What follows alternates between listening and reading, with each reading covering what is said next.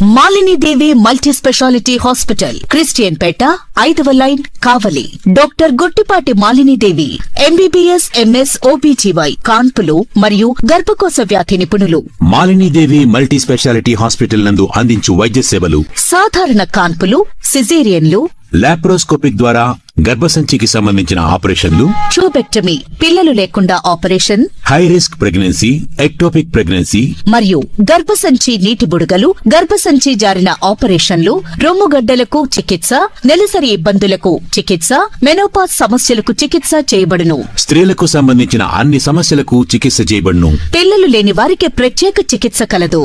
ముఖ్య గమనిక: మా హాస్పిటల్ నందు కాన్పోయిన తరువాత తల్లి బిడ్డను ఉచితంగా మా వాహనంలో క్షేమంగా ఇంటికి చేర్చబడును. మా హాస్పిటల్స్ ప్రత్యేకతలు: ICU, lab, AC and non AC rooms, 24 గంటలు మెడికల్ షాప్, ప్రతి రూమ్ నందు వేడి నీటి సదుపాయం కలదు.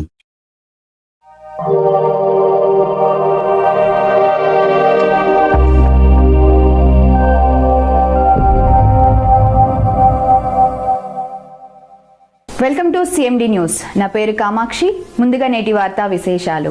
భారతీయ జనతా పార్టీ కావలి 1వ పట్టణ శాఖ ఆధ్వర్యంలో పట్టణ అధ్యక్షులు మందా కిరణ్ కుమార్ అధ్యక్షతన ఆదివారం నాడు కేంద్ర ప్రభుత్వం ప్రవేశపెట్టిన బడ్జెట్ను భారతీయ జనతా పార్టీ కార్యాలయంలో పార్టీ నాయకులు, కార్యకర్తలతో కలిసి వీక్షించడం జరిగింది. ఈ కార్యక్రమాన్ని ఉద్దేశించి జిల్లా టెలికాం అడ్వైజరీ కమిటీ సభ్యులు కుట్టువైన బ్రహ్మానందం మాట్లాడుతూ, ఆదివారం నాడు కేంద్ర ఆర్థిక మంత్రి నిర్మలా సీతారామన్ పార్లమెంటులో 53.5 లక్షల కోట్ల భారీ అంచనాలతో కేంద్ర బడ్జెట్ 2026-27ను ప్రవేశపెట్టారు. వరుసగా 9వసారి బడ్జెట్ ప్రవేశపెట్టిన మంత్రిగా ఆమె సరికొత్త రికార్డు సృష్టించారు అని తెలిపారు.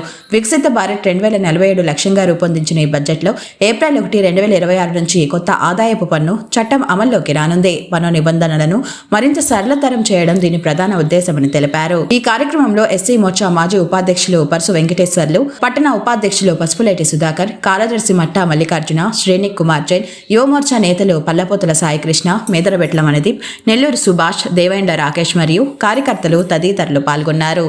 నమస్కారం.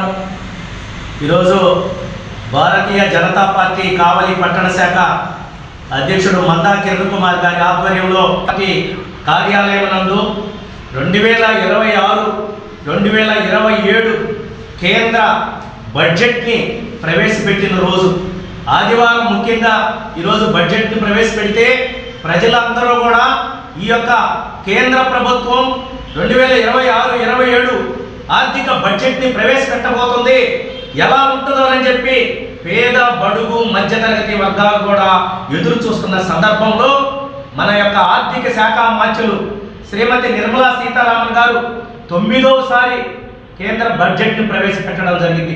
ఇంకా కొనసాగుతూ ఉంది.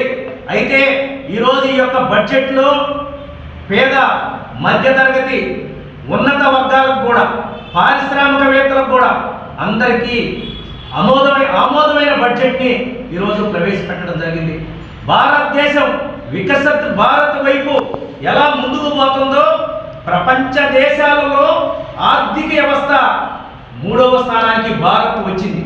ఈరోజు మనం చూస్తా ఉన్నాం, భారత ప్రధాని నరేంద్ర మోడీ గారు ప్రధానమంత్రి అయిన తర్వాత ఈ దేశంలో ఒక పక్క రక్షణతో పాటు ఆర్థికంగా కూడా పురోభివృద్ధి చెందుతూ ఉంది. ప్రతి పేదవాడికి దీన్ దయాళ్ ఉపాధ్యాయ గారి ఆశయాల మేరకు అట్టడుగు వర్గాలకు కూడా అభివృద్ధి సంక్షేమ పథకాలని ప్రజల్లోకి తీసుకెళ్లేదానికి ఒక పక్క కేంద్ర ప్రభుత్వం పనిచేస్తూ ఉంది.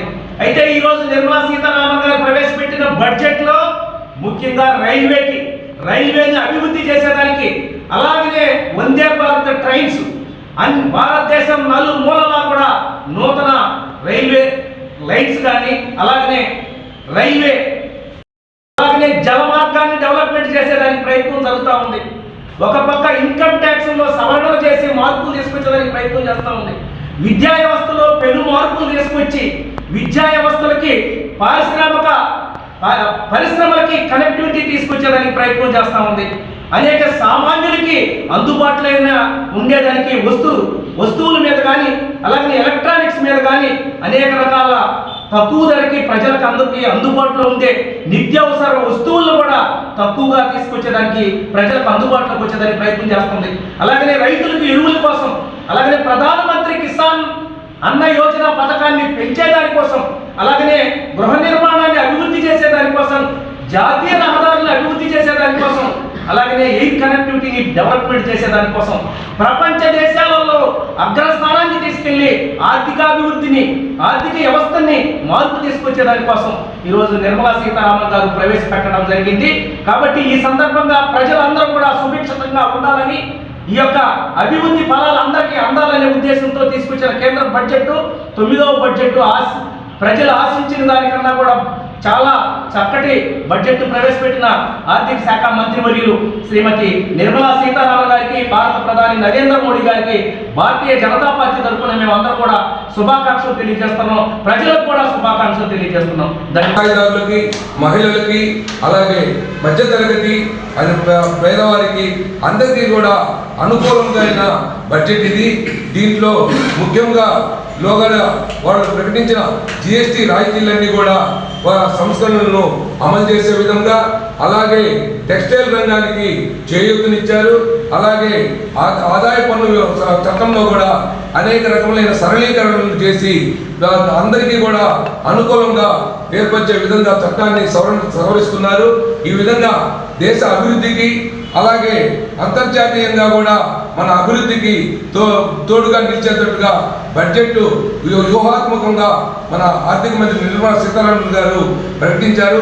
వారికి, అలాగే మన గౌరవ ప్రధానమంత్రి గారికి, శ్రీ నరేంద్ర మోడీ గారికి ధన్యవాదాలు తెలియజేస్తున్నాము, శుభాకాంక్షలు తెలియజేస్తున్నాము.